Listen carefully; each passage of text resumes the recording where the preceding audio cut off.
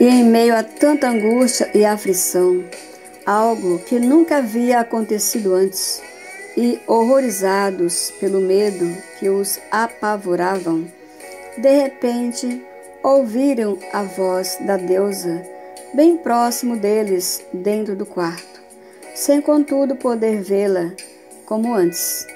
E ao esposo perguntou-lhe a deusa mãe: comeste da árvore, ou seja, do fruto de que te ordenei que não comesse?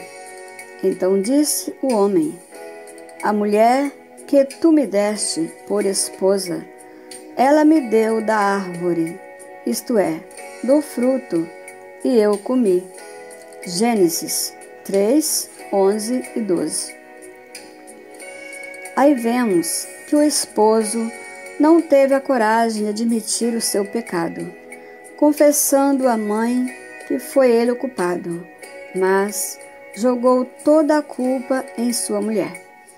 E este é um terrível mal que acontece entre a maioria até os dias de hoje, pois infelizmente há muitos que não admitem que errou, sempre jogando a culpa um no outro.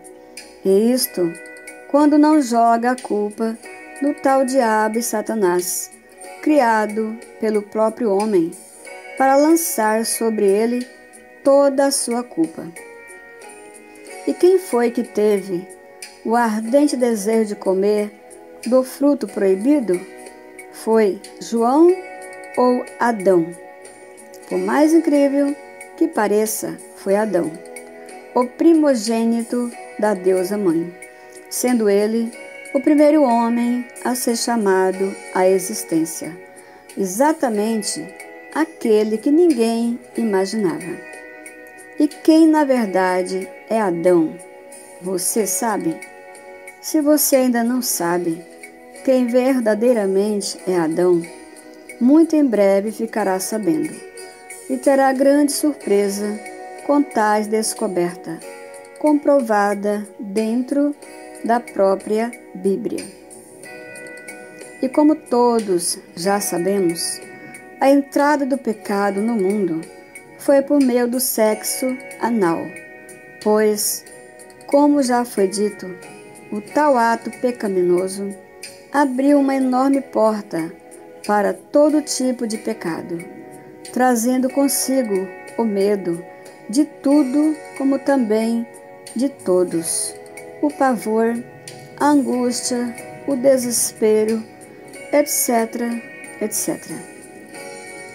Pois antes do tal ato consumado, todos viviam felizes, sem nenhum tipo de sofrimento. Ninguém envelhecia e nem passava pela morte. Mas, a partir do momento que o pecado adentrou no mundo, tudo começou a ficar diferente.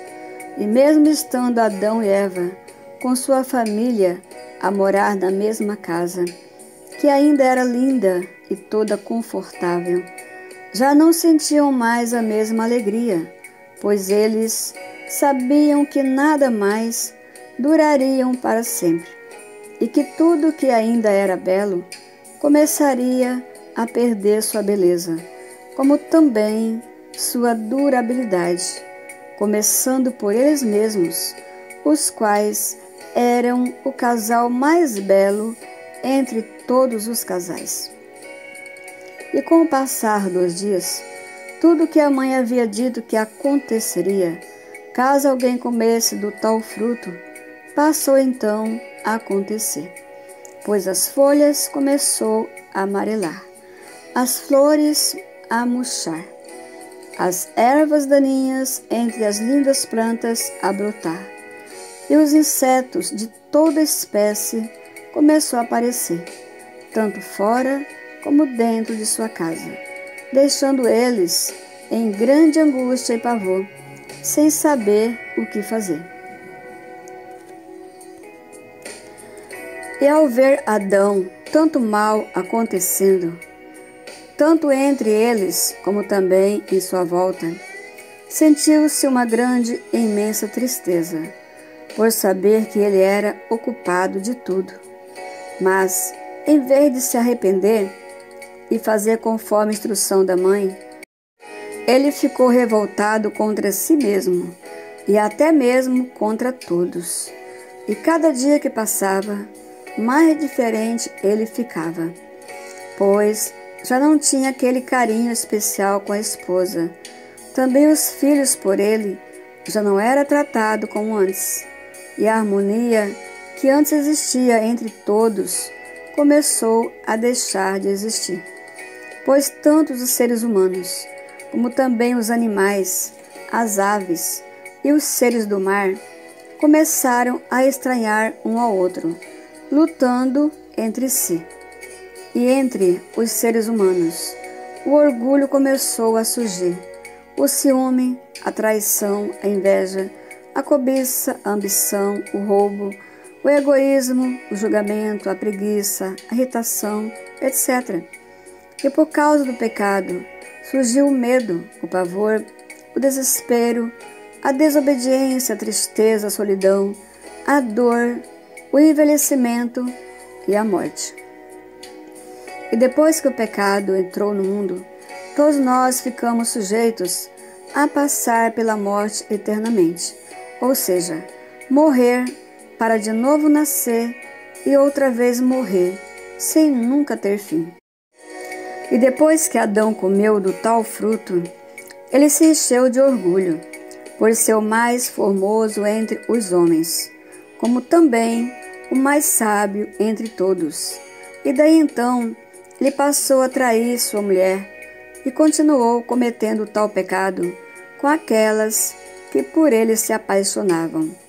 Adão, porém, foi o primeiro homem a cometer o estupro e a praticar o ato sexual com outro homem, como também a pedofilia e todo tipo de sexo entre homens e mulheres, como também com os animais. E depois que Adão comeu do referido fruto, ele passou a cometer todo tipo de pecado, se distanciando mais e mais da sua Criadora. E quanto mais ele pecava, mais desejava pecar. E quando o povo da terra descobriram que o causador de toda a ruína trazida ao mundo foi Adão, passaram a odiá-lo com ódio cruel e a chamá-lo de diabo e Satanás. E ao seu respeito foi escrito na Bíblia, em 2 Tessalonicenses 2, de 1 a 6, como o homem da iniquidade, o filho da perdição, por ser ele o causador de toda a ruína na terra. Por isso assim foi escrito a seu respeito. Assim diz a Senhora Deusa: Tu és o sinete da perfeição, cheio de sabedoria e formosura. Estava no Éden, jardim da deusa. Tu eras querubim ungido, permanecia no monte santo da deusa, no brilho das pedras andavas. Perfeito eras nos teus caminhos, desde o dia em que foste criado, até que se achou iniquidade em ti. Ezequiel 28, 12 a 15. Com toda certeza, tanto Adão como também todos os demais seres humanos, antes de entrar o pecado no mundo, eram perfeitos, pois em nenhum deles havia pecado algum. Por isso assim está escrito em Romanos 5,12. Portanto, assim como por um só homem entrou o pecado no mundo, e pelo pecado a morte, assim também a morte passou a todos os homens, porque todos pecaram.